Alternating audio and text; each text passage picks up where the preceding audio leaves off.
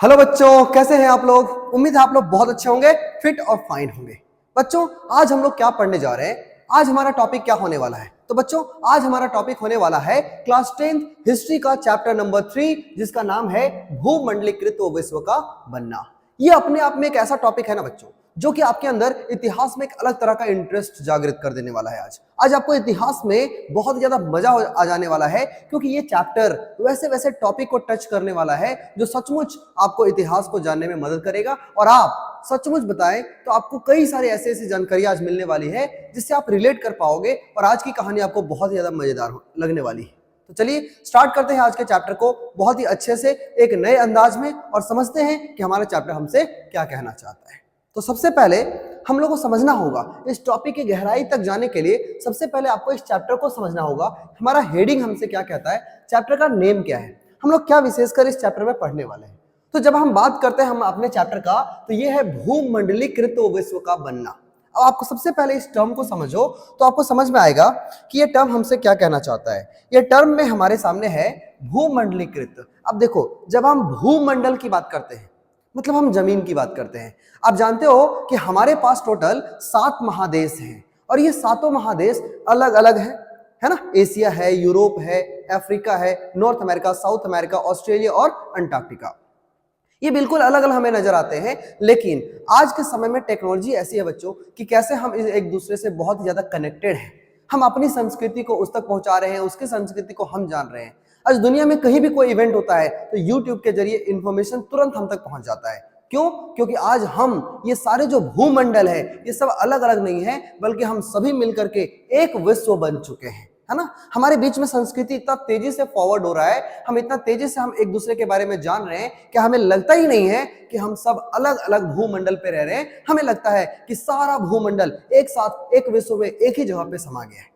मतलब ये कब होता है, देखिए, जब टेक्नोलॉजी बढ़ती है, जब हम दूसरे के बारे में और उसके बारे में इंफॉर्मेशन हमें पता चलता है, तो इस तरह से हमें लगता है कि हमारे बीच में दूरियां कम हो गई है। तो दो लोगों के बीच में दूरियां कैसे कम होती है, जैसे कि समझिए, आप हैं, एक आपके रिश्तेदार है, आप दोनों के बीच में बहुत दूरियां तब तक रहती है जब आपको एक दूसरे के बारे में पता नहीं होता है। लेकिन यदि आपको अपने फ्रेंड के बारे में बहुत अच्छे से पता है, आपसे रोज मुलाकात होती है, वहां का इंफॉर्मेशन यहाँ तुरंत आ जाता है, जिस समय घटना घटती है तुरंत आप उसके बारे में जान लेते हैं, है कि नहीं। तो इसका मतलब यह हुआ कि आप दोनों के बीच में कोई दूरियां नहीं है, और आप दोनों अलग अलग लोग नहीं बल्कि एक ही माने जाते हैं, है कि नहीं। क्यों माने जाते हैं? क्योंकि आप दोनों के बीच में किसी तरह का कोई गैप नहीं है, कोई कम्युनिकेशन गैप नहीं है। आप दोनों बहुत अच्छे से एक दूसरे से बातचीत करते हो, और लगता ही नहीं है कि आप दोनों दो अलग अलग प्लेस पे रह रहे हो। ऐसे कई सारे आपके दोस्त यार होंगे, आपके रिश्तेदार होंगे, जो कि मुंबई में बैठे होंगे, कोई दिल्ली में बैठे होंगे, कोई हैदराबाद में बैठे होंगे, इस पूरे इंडिया का या पूरी दुनिया के अलग अलग कोने में बैठे होंगे, लेकिन आप इंफॉर्मेशन तुरंत उनसे प्राप्त कर लेते हैं टेक्नोलॉजी के जरिए। या तो यदि जानकारी आप तक तुरंत पहुंच जा रही है तो हमें ऐसा फील ही नहीं होता कि सारे लोग अलग अलग कनेक्टेड हैं। और आज के समय में तो टेक्नोलॉजी इतनी बढ़ गई है कि वीडियो कॉल के जरिए हम तुरंत जान सकते हैं कि वहां पे क्या हो रहा है। इस तरीके से हमको समझ में आ रहा है कि किस तरह से ये सारे स्थल मंडल अलग अलग होते हुए भी आज सारे स्थल मंडल जो है वो एक जगह पे है, एकत्रित है। और इस तरह से हमारा चैप्टर आज हम ऐसे टॉपिक को आज हम लोग टच करने जा रहे हैं, ऐसे ऐसे टेक्नोलॉजी के बारे में बात करने जा रहे हैं, जिसके वजह से ये पूरा वैश्विक व्यवस्था जो है वो इतना दूर होते हुए आज बहुत ही ज्यादा पास आ चुका है। तो आपके दिमाग में फिर सवाल आता होगा, क्या सर इतिहास में पुराने समय में अर्ली स्टेज पे क्या कोई कम्युनिकेशन का मीडियम हुआ करता था?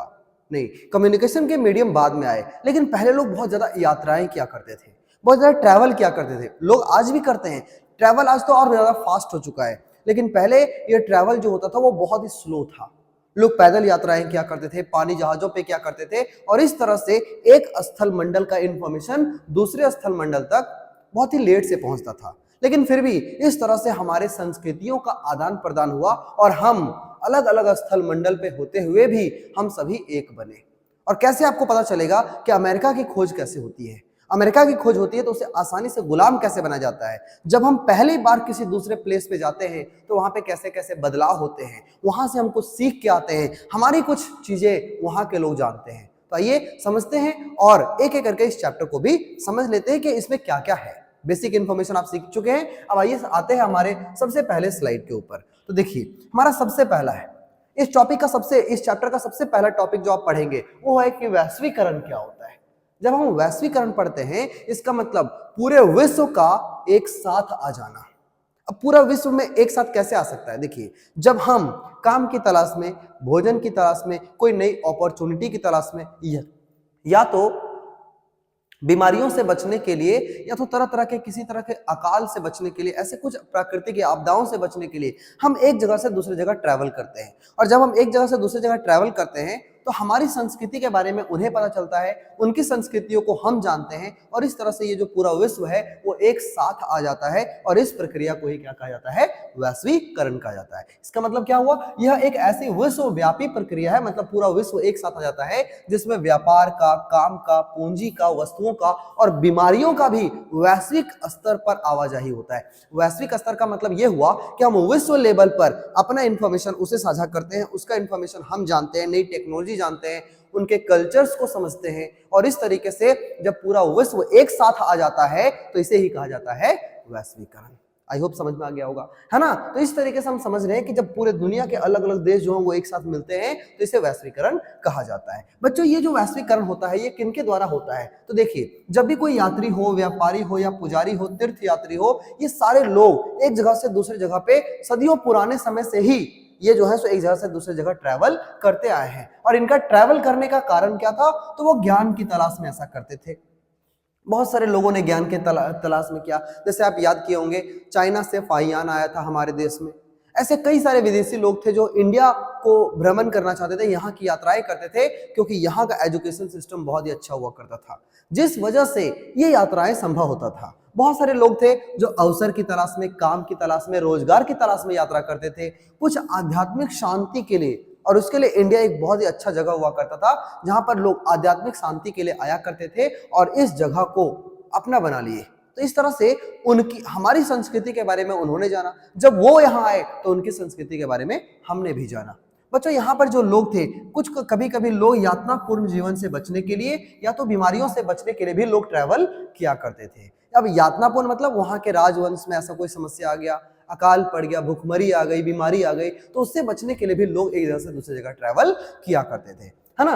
अब यदि हम बात करें तो लोग चीजों के लिए, पैसे के लिए, हुनर सीखने के लिए, संस्कृति और विचार और आविष्कारों को लेकर के लेन देन ज्यादा हुआ करता था, आवाजाही वैश्विक स्तर पर हुआ करती थी। इसी को हम वैश्वीकरण कहते हैं। नहीं समझ में आया क्या? इस तरीके से आप समझ रहे हैं कि कैसे पूरा विश्व जो है वो एक साथ आ जाया करता था, इसी को वैश्वीकरण कहते हैं। देखिए, अब यदि आप सबसे बड़ा साक्ष्य जो आपको मिलता है वैश्वीकरण का, प्राचीन भारत में या प्राचीन विश्व में जो आपको मिलता है, जिसमें हम ये समझ सकते हैं कि कैसे एक देश दूसरे देश से कनेक्ट होता था, उसका एकमात्र जीता जाता एग्जाम्पल होता है आपका रेशम मार्ग। अब देखो, रेशम मार्ग क्या है वो सबसे पहले समझ लेते हैं। रेशम मार्ग कुछ एक ऐसा मार्ग था जो सेंट्रल एशिया को, आपको उधर ईस्टर्न एशिया को और इधर यूरोप तक के लोगों को जो है, भूभाग को जो है सो आपस में कनेक्ट किया करता था। आप देख सकते हैं कि ये जो रेशम मार्ग हुआ करता था, ये जमीनी भी हो सकता था, ये समुद्री भी हो सकता था। इसी से लोग जो है सो ट्रैवल किया करते थे, व्यापार किया करते थे, और इस तरीके से यहाँ पर एशिया के कल्चर को यूरोप के लोग जानते थे, वहां के लोग यहाँ पर आया करते थे, और इस तरीके से हम लोग पूरा विश्व किस तरह से एक दूसरे से कनेक्टेड थे। बच्चों, इसका नाम रेशम मार्ग इसलिए पड़ा क्योंकि इस रूट से सबसे ज्यादा जो है वो रेशम का व्यापार होता था, मसालों का व्यापार होता था। आप समझ पा रहे होंगे, इस नाम से सिर्फ समझ पा रहे होंगे कि हमारे इतिहास में रेशम का क्या महत्व हुआ करता था। ये रेशम इतना ज्यादा महत्वपूर्ण हुआ करता था कि इसके नाम पे ही इस रूट का नाम रख दिया गया रेशम मार्ग, है कि नहीं? तो रेशम मार्ग आप कह सकते हैं कि ये एक ऐसा मार्ग हुआ करता था जिसमें रेशम का बहुत ज्यादा व्यापार होता था, मसालों का बहुत व्यापार होता था, और ये एक तरह से पुराने समय में वैश्वीकरण का एक साधन है। जो वैश्वीकरण है उसे सिद्ध करने का, समझ लीजिए, एक मार्ग हुआ करता था। तो इस तरह से हम समझ रहे हैं कि कैसे पहले भी अफ्रीका, यूरोप, एशिया एक दूसरे से कनेक्टेड हुआ करता था रेशम मार्ग के जरिए, व्यापार के जरिए, है ना? तो शुरुआत से ही क्या है, ये जमीनी हुआ करता था, ये समुद्री हुआ करता था। ये एशियाई देशों को यूरोप और अफ्रीका से कनेक्ट करता था, मतलब एशियाई देश जो है वो यूरोप और अफ्रीका जैसे देशों से आपस में जुड़ा हुआ रहता था रेशम मार्ग के जरिए। रेशम मार्ग में मसाले और सोना चांदी का बहुत ज्यादा व्यापार होता था, और इन्हीं मार्ग के जरिए एशियाई संस्कृति को यूरोप ने जाना और यूरोपीय संस्कृति को एशिया ने जाना। तो शुरुआत से बच्चों ये जो ट्रैवल है ये आज ना बहुत फास्ट हो चुका है। आज हम यहाँ सुबह हैं, हो सकता है अगले ही दिन हम अमेरिका में हो, हम यूरोप जा सकते हैं, हम कहीं भी जा सकते हैं, फ्लाइट लेकर के कहीं भी जा सकते हैं। आज हमारा जो है सो कम्युनिकेशन और ये जो मीडियम है आपका आने जाने का, आवाजाही करने का, ट्रैवल करने का, ये बहुत ज्यादा फास्ट हो चुका है, जिस वजह से आज तो वैश्वीकरण और भी बहुत बड़े पैमाने पे हो रहा है। तो ये एक प्राचीन मीडियम है, एक साक्ष्य है, जिसकी वजह से आप समझ सकते हैं कि किस तरह से वैश्वीकरण चला करता था। राइट, चलिए अब बढ़ते हैं आगे और देखते हैं हमारे सामने और क्या है। देखिए, जब भी हम वैश्वीकरण की बात करते हैं तो केवल संस्कृतियों का आदान प्रदान नहीं रहा है, भोजन का भी बहुत ज्यादा यात्राएं रहा है। अब भोजन की यात्रा क्या हुआ, देखिए, जब भी लोग एक जगह से दूसरी जगह ट्रैवल किया करते थे तो वो अपने साथ अपना भोजन जो वो खाया करते थे अपने फील्ड में, अपने एरिया में, उसे लेकर के जाया करते थे। और जब ये अपना भोजन को लेकर के वहां जाया करते थे तो वहां पर यहाँ पर अपने भोजन के कुछ दानों को वहां बिखेर देते थे, वहां पर उस तरह के बीज आ जाते थे, वैसे फसल वहां लग जाते थे। तो वहां के लोगों को फिर मिलता था, अरे वाह, ये तो कुछ नया तरह का है, ये कुछ नई फसलों के बारे में उन्होंने सीख लिया। और उसी तरह से हम भी करते थे, जब वहां पर कुछ नया फसल हम देखते थे, कुछ नई चीजों को देखते थे, तो उसे अपने साथ उस टेक्नोलॉजी को, उस बीज को लेकर के हम अपने देश में आते थे और अपने यहाँ लगा लेते थे।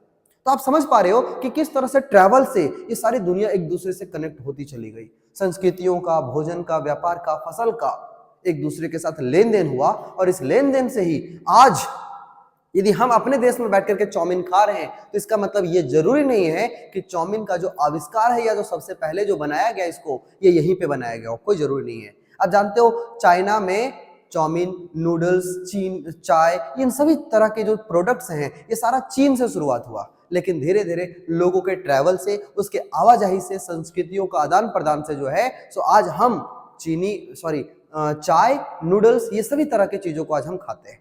फास्ट फूड की इंडस्ट्री आज इतनी ग्रो हो चुकी है क्योंकि लोग जहां भी जाते हैं वहां पर एक नया तरह का फूड प्रोडक्ट्स को देखते हैं और यहां पर ला करके लॉन्च कर देते हैं। ऐसा भी हो सकता है कि इंडियन फूड को बाहर के लोग वहां पर लॉन्च कर रहे हो। तो इस तरह से लोगों का जो भोजन है वो भी देखो किस तरह से एक जगह से दूसरी जगह ट्रैवल हो रहा है। यदि आप इसका एग्जांपल जानना चाहो तो जब भी व्यापारी लोग कभी भी, या मुस्लिम लोग जो मुस्लिम धर्म के प्रचारक हुआ करते थे, ये जब भी एक जगह से दूसरी जगह जाते थे तो वहां जाकर के एक नया फसल को बो देते थे, अपने यहाँ से ले जाने वाले फसल को वहां बो देते थे, वहां से कुछ नए फसलों को अपने यहाँ ले आते थे। इस तरह से भोजन की भी यात्रा हुई। मतलब एशिया के जो भोजन है या तो हमारे देश के जो भोजन है वो यूरोप गया, यूरोप के बहुत सारे भोजन हम लोगों ने जाना कि वहां पर कैसे लोग खाते हैं, किन किन चीजों को खाते हैं। और इस तरह से आज जो है सो वैश्विक लेवल पे जो है सो भोजन आज आपको इंडियन फूड कहीं भी मिल सकता है। और वहां के चाइनीज फूड, या तो आप देखोगे तो बाहर के बहुत सारे ऐसे फूड प्रोडक्ट्स हैं जो अब इंडिया में बिकने लगे हैं। तो इसका रिजल्ट है वैश्वीकरण का, है ना। मतलब वैश्वीकरण है जिस वजह से आज हमें ये सारी चीजें अपने देश में अवेलेबल मिल पाता है। समझ में आ रहा है ना बहुत अच्छे से। चैप्टर यही है बच्चों, बहुत डीप में समझना है आपको कि क्या है, कैसे क्या इतिहास रहा है हमारे खानों का, हम कैसे एक दूसरे से जुड़े हुए। तो यदि आज आपको कुछ और भी नई नई बातों को समझने को मिलेगा, जैसे कि यदि हम बात करें अस्वैथैती और नूडल्स, ये तो आप नहीं समझते होंगे, लेकिन नूडल्स जैसे ही कुछ होती है अस्वैथैती, उसी तरह से आपका नूडल्स है। तो नूडल्स की यदि हम बात करें तो हमने अभी आपको बताया कि ये चाइना से, ये चीन से जो है सो शुरुआत हुआ और ये पश्चिमी देशों तक गया। अब चीन मतलब हमारा पड़ोसी देश है, उससे हमारे देश में तो आया ही आया। यूरोप तक जो है नूडल्स के बारे में जो लोगों को पता चला वो चाइना से शुरुआत हुआ था नूडल्स का। और ये जो चीज है वो चाइना के लोगों के द्वारा फैलाया गया, या तो वहां से जो ट्रैवल करने वाले लोग थे उन्होंने अपने साथ लेकर के गया। अभी आपको एक और चीज बात सुन करके आपको हैरानी होगी कि ये जितनी भी चीजें आप यहाँ पर स्क्रीन पे देख रहे हो, ये सारी चीजें हमारे यहाँ से कभी थी ही नहीं। हमने इसे बाहरी देशों से सीखा है, बाहरी देशों से हमने उसे लाया है, और तब जाकर के आज देखो ये इंडिया में भी इतना ज्यादा मात्रा में यूज होता है कि नहीं। जैसे कि आलू, बच्चों ये जान के आप हैरान होंगे कि आलू जो है, जो कि आज भारत में फलों की मतलब राजा कहा जाता है, फलों नहीं सब्जियों का राजा कहा जाता है। ये एक ऐसा सब्जी है ना, ये ऐसा सब्जी है कि किसी के साथ भी बन जाता है ना। उसको तुम टमाटर के साथ मिला के बना दो, तुम उसको प्याज के साथ मिला के बना दो, तुम उसको भिंडी के साथ बना दो, किसी भी सब्जी के साथ जो है इसे तल के खाया जा सकता है, लोग खाते भी हैं। इस तरह से इसे जो है सो सब्जियों का राजा कहा जाता है। अब इतनी बड़ी मात्रा में जो है सो एशिया में इसका इस्तेमाल होता है, इनफैक्ट इंडिया में बहुत ज्यादा। तो इंडिया में इतना ज्यादा आलू का इस्तेमाल होता है, ऑलमोस्ट बहुत सारे ऐसे जो वेज प्रोडक्ट्स होते हैं वो आलू से बना दिए जाते हैं। तो आलू इतना ज्यादा कॉमन है, लेकिन ये जान के आप हैरान होंगे कि आलू कभी भी हमारे देश में नहीं शुरू हुआ, इसका शुरुआत कहीं और से होता है। और ये कहाँ आगे आप समझेंगे, आलू की शुरुआत कहीं और से होती है और वहां से हम लोग कॉपी करके लाए और आज देखो इंडिया का ये फेवरेट बन गया। तो वैश्वीकरण का कितना ज्यादा असर पड़ता है पूरे विश्व पे, है ना। समझ में आ रहा है ना। देखो आलू का सब्जी खाना पसंद है ना आप लोग को भी। देखिए तो इस तरह से आलू से कई सारे प्रोडक्ट्स बनते हैं। अब ऐसे ही देखो तो सोयाबीन, अब सोयाबीन देखो, सोयाबीन भी बहुत इंपॉर्टेंट है। ऐसे ही मूंगफली और टमाटर, मिर्च, शकरकंद, ये सब कुछ कुछ ऐसे ऐसे मतलब फूड प्रोडक्ट्स हैं जो कि लिखा है एशिया और यूरोप तब पहुंचा जब क्रिस्टोफर कोलंबस अमेरिका पहुंचा। अब ये क्या घटना है, आप जानते हो कि क्रिस्टोफर कोलंबस ने अमेरिका की खोज की थी। यहाँ पे मैप नहीं है, नहीं तो मैं आपको दिखाता कि जो इंडिया से सॉरी स्पेन से एक व्यक्ति था, एक नाविक था जो चला और वो इंडिया की तलाश में चला, लेकिन वो चला गया अमेरिका, है ना। और जब वो अमेरिका पहुंचा तब उसे पता चला कि ये जो है यूरोप के पश्चिम में, यूरोप के पश्चिम में एक और बहुत बड़ा महादेश है जिसका नाम अमेरिका है। और क्रिस्टोफर कोलंबस जब वहां गया तो सबसे पहले आलू की खेती वहां हो रही थी, तो उसने देखा ये तो कुछ नया प्रोडक्ट है यार, चलो इसको उठा के ले चलते हैं, है ना। क्योंकि एक तो उससे बहुत सारे टेस्टी भोजन बन जाते थे, सब्जियां बन जाती थी, चोखा बन जाता था, है ना। चोखा खाते हैं आप, चोखा, है ना। तो ये सारी चीजें जो है सो अमेरिका में बनता था। अब जब अमेरिका में ऐसा इतना बढ़िया सब्जी जो प्रोडक्ट उसने देखा तो उसे अपने साथ ले आया और आकर के यूरोप में भी इसे बो दिया। अब यहाँ पर इतना ज्यादा फेमस हुआ, इतना ज्यादा फेमस हुआ कि यदि मैं आपको एक बात बताऊं तो शायद आपको बिलीव नहीं होगा कि आयरलैंड जो है, आयरलैंड जो कि एक देश है यूरोप का, ये इतना ज्यादा आलू के ऊपर डिपेंडेंट हो गया, इतना ज्यादा डिपेंडेंट हो गया कि एक समय में आलू वाली जो सब्जी होती है, आलू का फसल उसने लगाया था बहुत बड़ी मात्रा में और आलू में किसी तरह की बीमारी फैल गई यूरोप में। और जब यूरोप में आलू की फसल में बीमारी फैल गई तो सारा आलू खराब हो गया। और जब सारा आलू खराब हुआ तो आयरलैंड की डिपेंडेंसी इतनी हो गई थी उस सब्जी के ऊपर कि आयरलैंड के लाखों लोग जो है वो भूख से मर जाते हैं। सोचिए इतना ज्यादा डिपेंडेंसी हो जाती है आलू के ऊपर, इतना फेवरेट, क्योंकि इससे पहले जो है सो लोग कोई अच्छा सा कोई ऐसा सब्जी नहीं खा पाते थे और आलू आ जाने से उनका क्या बोलते हैं, उसका जो फूड है ये थोड़ा सा बेहतर हुआ था, उसका भोजन अच्छा हुआ था, उनको अच्छे खाने मिल रहे थे, उनका पेट भी अब अच्छा से भर रहा था। लेकिन जब इसमें बीमारी आई तो इस वजह से जो है सो आयरलैंड के लोग भूख से मर जाते हैं, आलू की कमी से मर जाते हैं। सोचिए इतनी डिपेंडेंसी हो गई। जब एक नया फसल किसी दूसरे जगह से यहाँ आता है तो लोग इतने ज्यादा डिपेंडेंट हो सकते हैं। तो इस तरीके से घटनाएं चलती है कि किस तरह से हम आज जिस सब्जी को हम खा रहे थे वो हमारे यहाँ से उपजा ही नहीं, जबकि यहाँ आकर के ये इंडिया का सबसे ज्यादा फेवरेट सब्जी बन जाता है। सोचिए, है ना। तो इस तरह से वैश्वीकरण का ये लाभ भी होता है, आप कह सकते हैं। तो लिखा है आयरलैंड के लोग आलू में 1840, याद रखिएगा 1840 में किसी बीमारी से आलू की फसल खराब होने से लाखों लोग मर जाते हैं। ये आयरलैंड की कहानी है। तो वैश्वीकरण का ये फायदा होता है ना। चलिए बढ़ते हैं आगे। आगे लिखा है विजय, बीमारी और व्यापार। बच्चों एक बात समझना होगा आपको कि 16वीं शताब्दी एक ऐसा समय होता है जिस समय रेशम मार्ग जो होता है ये ऑलमोस्ट बंद हो जाता है। क्यों बंद हो जाता है? क्योंकि बीच बीच में कुछ ऐसे देश होते हैं जिसके बीच में कॉन्फ्लिक्ट्स होते हैं और जमीनी रास्ते बंद हो जाते हैं। और जब जमीनी रास्ते बंद हो जाएंगे तो आपको पता है एकमात्र रास्ता बचता है, वो है समुद्री मार्ग, है ना। तो समुद्री मार्ग जब बचता है तो यूरोप के जितने भी देश थे, जैसे कि पुर्तगाल है, स्पेन है, इटली है, ये सब कुछ कुछ ऐसे ऐसे देश थे जो ये सोचना शुरू किए कि क्यों ना हम एक ऐसा रास्ता बनाए, एक ऐसा रास्ता तैयार करें जो समुद्री हो और इससे हम क्या करें, एशियाई देशों से हम इसको डील कर सके। क्योंकि अब जमीनी रास्ता जो था, जो जमीनी रास्ता था, ये ऑलमोस्ट बंद हो चुका था, है ना। क्योंकि देखिए जब जमीनी रास्ते की बात होती है ना तो बहुत ज्यादा स्ट्रगल होता है, बहुत विवाद होता है। क्योंकि जब आप एक स्टेट से दूसरे स्टेट में जाते हो तो कई जगह पे आपकी चेकिंग होती है, कई जगह पे आपको टैक्स देने पड़ते हैं, तो ये बहुत महंगा भी था। और ये रास्ते अब बंद हो चुके थे कई आपस में राज्यों के कॉन्फ्लिक्ट्स की वजह से, उनके संघर्षों की वजह से। तब जाकर के यूरोप के लोगों ने सोचा, कि हमें क्या करना होगा। फिर उन्होंने सोचा कि हमें जो है सो जमीन के रास्ते को छोड़ करके और समुद्री रास्ते को इख्तियार करना पड़ेगा। और तब जाकर के सबसे पहले आपको याद रखना चाहिए 16वीं शताब्दी मतलब 1492 ईस्वी, ये वो डेट होता है, ये वो ईयर होता है जिस समय स्पेन, कहां, स्पेन, यहां पर यूरोप में एक देश है जिसका नाम है स्पेन, वो स्पेन से एक आदमी निकलता है जिसका नाम होता है क्रिस्टोफर कोलंबस। और क्रिस्टोफर कोलंबस निकलता किस लिए? ताकि ये जाएगा और उधर जाकर के एशियाई देशों से बहुत ज्यादा व्यापार करेगा और व्यापार का एक नया रास्ता को बनाएगा। लेकिन बच्चों जब ये निकलता है ना तो यहां पर आते आते उसको जाना चाहिए था ईस्ट की तरफ, लेकिन ये मुड़ जाता है वेस्ट की तरफ और ये चले जाता है अमेरिका। कहां चले जाता है बोलो? अमेरिका, है ना। और इस तरह से क्रिस्टोफर कोलंबस, नाम क्या था?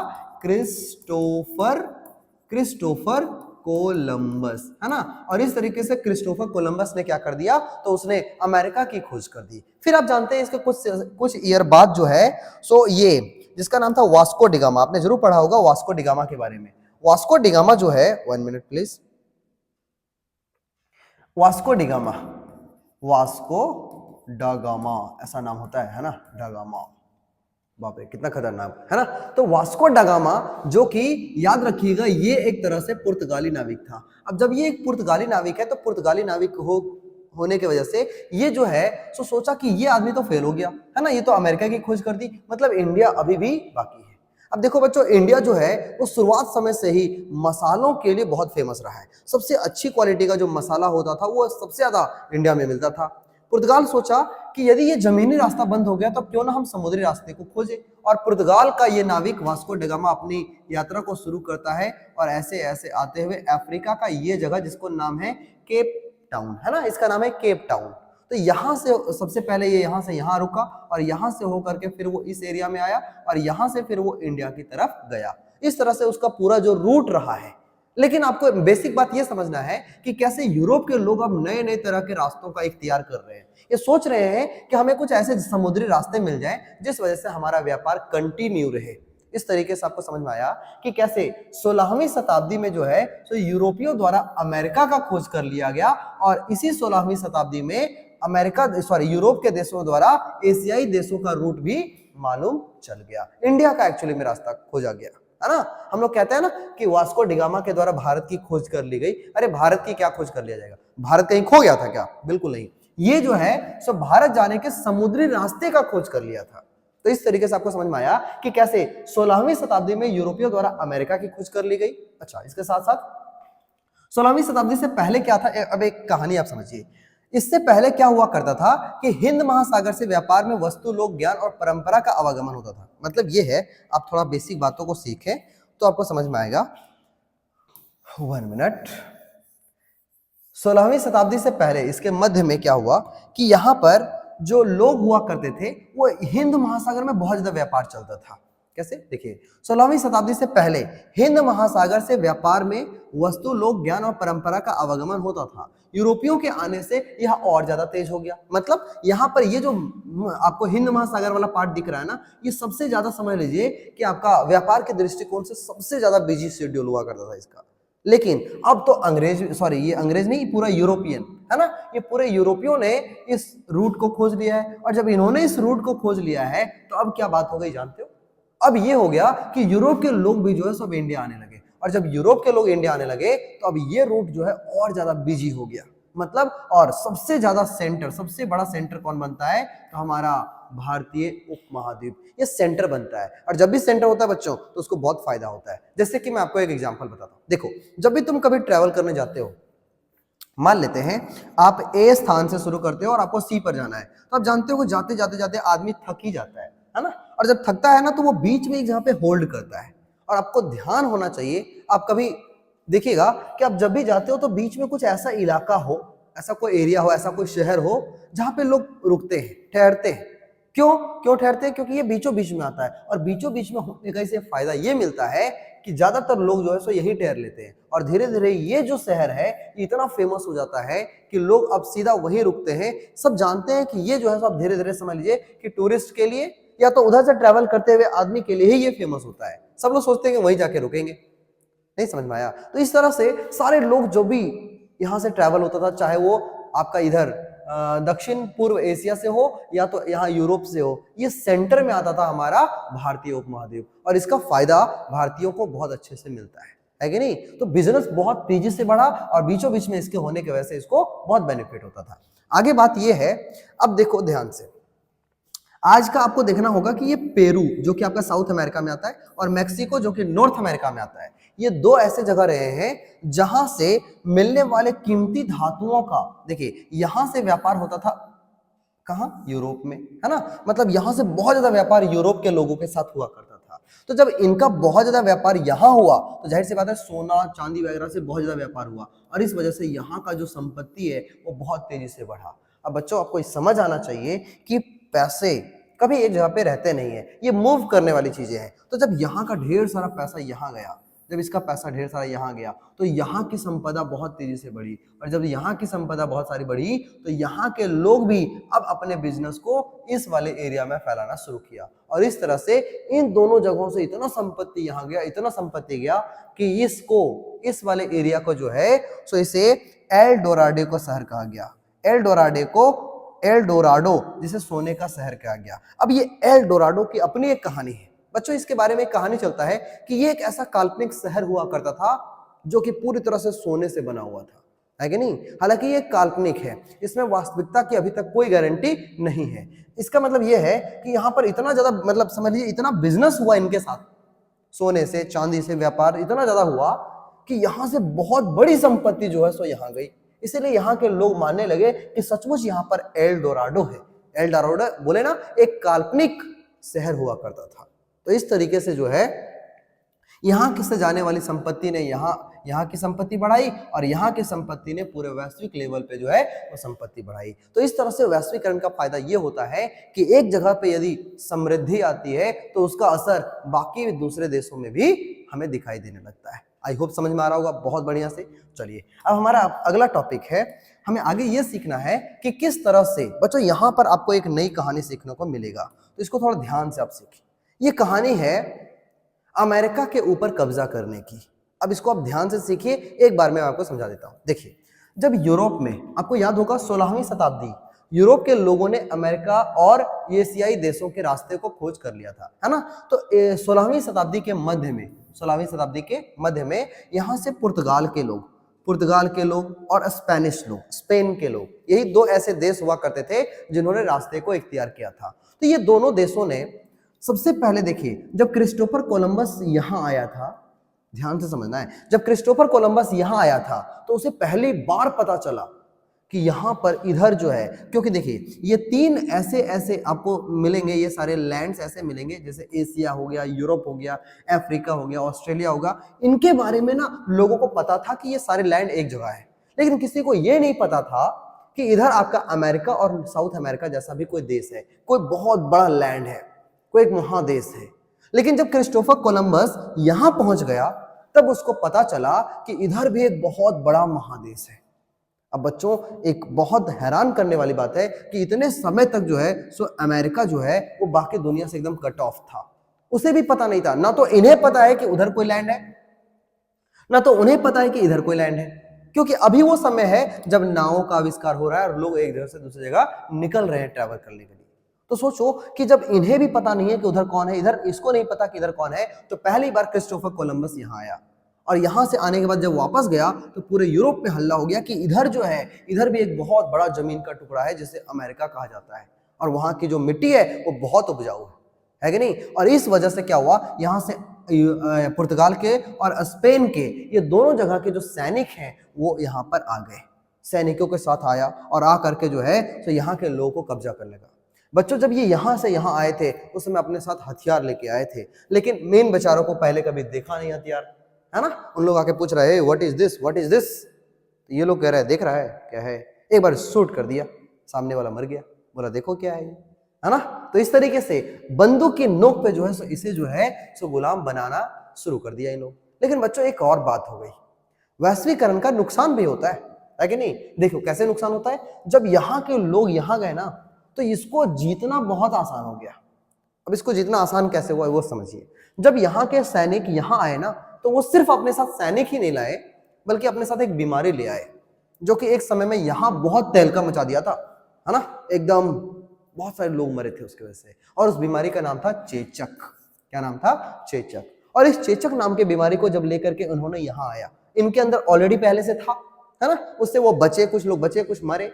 तो इस बीमारी को, इस कीटाणु को लेकर के जब वो यहाँ आए तो ये इंसान से फैलने वाला, कांटेक्ट से फैलने वाला बीमारी होता है। तो जब ये यहाँ आया तो यहाँ पर सभी लोगों को चेचक हो गया, और जब सभी लोगों को चेचक हो गया तो सबसे इंपॉर्टेंट बात ये है कि जब हमारे अंदर किसी तरह से बहुत बार यदि ये प्रभाव होता है, चेचक बीमारी फैली, हम ठीक हो गए, फिर फैली, फिर हम ठीक हो गए, तो हमारे अंदर एक तरह से उस रोग से लड़ने की क्षमता डेवलप हो जाती है। रोग प्रतिरोधी क्षमता डेवलप हो जाती है। लेकिन जब ये पहली बार यहाँ आए, ये आज तक पूरी दुनिया से अलग थे, तो इसके अंदर जो है सो नया नया चेचक का जो कीटाणु है वो एंट्री लिया।